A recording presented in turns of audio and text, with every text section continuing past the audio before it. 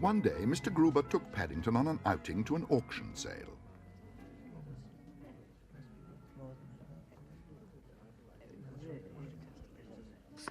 He bought a catalogue of the items to be sold and then found a seat near the front so that they would have a good view of all that went on.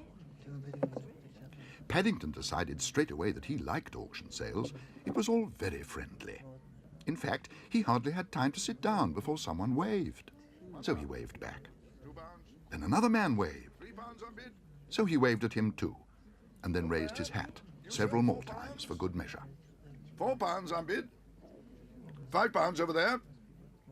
Going, called the auctioneer, pointing at Paddington. Going, going, gone. But I've only just got here, exclaimed Paddington. Don't worry, said Mr. Gruber. That's the auctioneer. He's just sold something.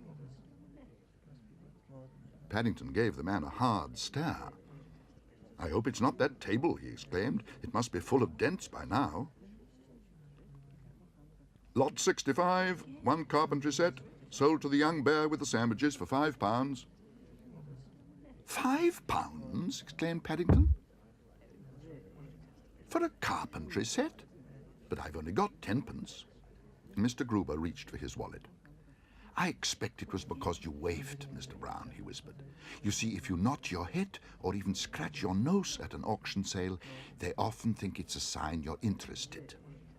Paddington sat very still, hardly daring to breathe, let alone nibble his sandwich, in case he bought something else by mistake. What am I bid for this old highwayman's pistol? Called the auctioneer. Once the property of Dick Turpin. I think I might try for that, whispered Mr. Gruber. I've been after one for ages. Come along, who's going to start the bidding?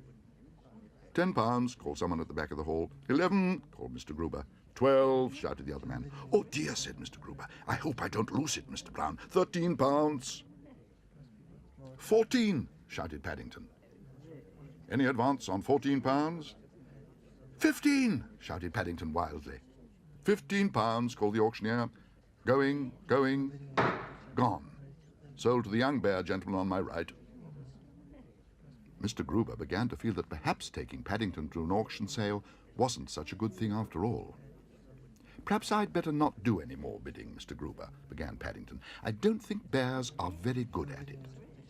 Lot 67, a very unusual marmalade stand. Paddington hastily changed his mind. I'd like one of those, he exclaimed excitedly. Mrs. Bird's always grumbling because my jars get sticky. What am I bid for this fine piece of antique silver?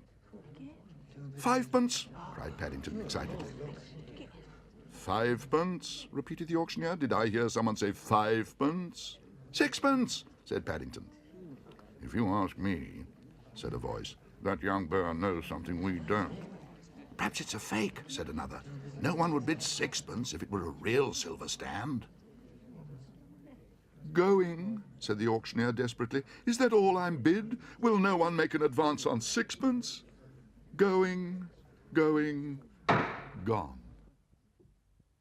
And a very good buy indeed, Mr. Brown, said Mr. Gruber later that day. It more than makes up for the money we lost on your carpentry set and the pistol. It more than makes up for missing our 11s too, Mr. Gruber, said Paddington happily. Besides, I think marmalade tastes even better when it comes out of an antique, especially when it's a 6p one.